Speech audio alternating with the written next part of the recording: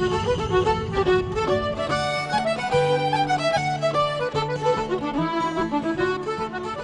want to give you the mental triggers now that I said related to goals, attitudes, behaviour. So, what was the name of the small little coffee company that I mentioned? Starbucks, okay? Alright. Starbucks became famous because Howard Schultz had a clear goal and a clear vision. He also says, to remind you, that Starbucks is not in the coffee business serving people. Starbucks is in the people business serving coffee.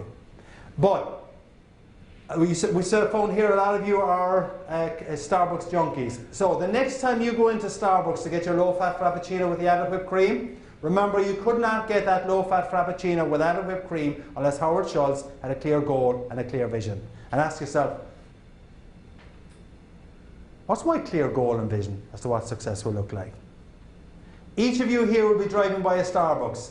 There's a Starbucks just outside, down here at the bottom of the hotel. And when you're walking by Starbucks, maybe you'll remember Howard Schultz, clear goal, walking the streets of Chicago.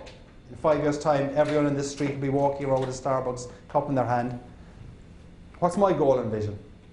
So each time you see a Starbucks, clear goal and vision. Or McDonald's is another one. McDonald's, clean restrooms, hot fresh food. And if you drive by a McDonald's or go into a McDonald's, remember the concept of restroom marketing. Non-negotiables. Get those right. Make sure that the equivalent of the busboy in your organisation does that job really well. You have a chance of being successful. Customers will not walk away from you. So that's the first mental trigger, Starbucks and McDonald's. The second mental trigger is, the question is, what do I want my attitude to be? The mental trigger here is, or we'll ask the question, what are the chances of you seeing a mobile discotheque in the next 24 hours, just on the streets of Chicago? All right? Everyone's saying yeah, all right? Almost certainly, for the next, every day of your life going forward, you will see a mobile discotheque. Now, hopefully it won't be pulling you in. Sometimes it may well happen. But each time you see that mobile discotheque, remember the question that that person should be asking themselves, now that they've been pulled by the cop. And the question is, what's the question they should be asking themselves? What's the question they should be asking themselves? Right. When you ask yourself that question, and you see that mobile discotheque, it'll make a bit of an impact on you. If the following day, or even actually 10 minutes afterwards, I was driving home last night, 4 mobile discotheques I saw on the road out to Naperville.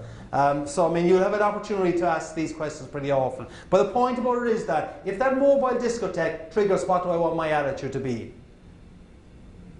today, if it triggers what do I want my attitude to be tomorrow, what will actually start happening is that you will remember, after a short period, to bring that question into your workplace. And if you can bring that question into your workplace, if you can bring that question to a meeting where you know there's going to be someone difficult to deal with, or you've got a difficult client, it will change your persona walking into that meeting. That will change the meeting. What do I want my attitude to be? The mental trigger for B for behaviour is your behaviour creates your brand. Your behaviour determines what people say about you. What people say about you is your brand. The mental trigger is the 3 words that you've written down on your business card. The mental trigger is what you have put into your wallet there with your credit card or with your driving license. The mental trigger is what you will see when you're going to going through O'Hare or Midway tomorrow and you see those 3 words. Live those 3 words, you're going to be successful. Plan for those 3 words when you're dealing with your customers or about to make a sales presentation. You have a much better chance of being successful. Goals, attitudes, behaviour. I'll leave you one final little story that has a moral to it. The Irish are famous for the gift of gab, as you know, but everyone here in this room can implement the gift of gab. I'll tell you a story about Patrick, who was a good living Irishman who ran into some financial difficulties due to gambling, womanizing and drinking. Right? So as you can see, the Irish definition of good living is pretty broad. Right? Patrick's grandfather dies. He goes over to the grandpa's place to clear out the place, and he's inside in the grandpa's garage, and he just brushes against a lamp. Right? And out of the lamp pops a genie. All right? And what does the genie say? We're only one wish, okay? You're getting too kind of jealous. We'll only stick with one wish at the moment, all right? So the one wish is, Patrick, I'll leave you have one wish. What is it? And Patrick said, Genie, if you let me win the lottery, I'll pay off all of my debts, I'll give the rest of it away to charity and I'll cut out all of the shenanigans I've been going on with. And the genie says, hey, I like that, I mean, clear goal, I like your attitude and will show good behaviour. And Patrick said, where did I hear that before? Anyway, so Patrick says, okay, I'm going to win the lottery. 1 week goes by, there's no lottery win.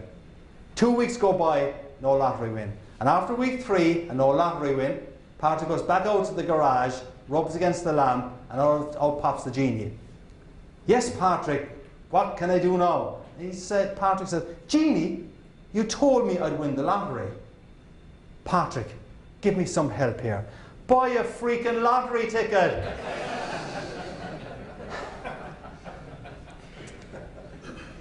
Now, goofball story, an old one, but there's actually a moral to it.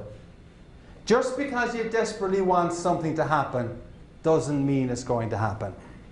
You're in a really competitive industry, but you're here today with a lot of very good people, very good colleagues. For you, I genuinely believe that if you adopt the gift of gab, that to a great extent will help you provide that metaphorical lottery ticket. And if you can implement the gift of gab, both with your work colleagues and with your customers and clients, you will create a top of the morning work experience, you will create a top of the morning customer experience, and when you do that, you will achieve your goals. The gift of gab, goals, attitudes, behaviour.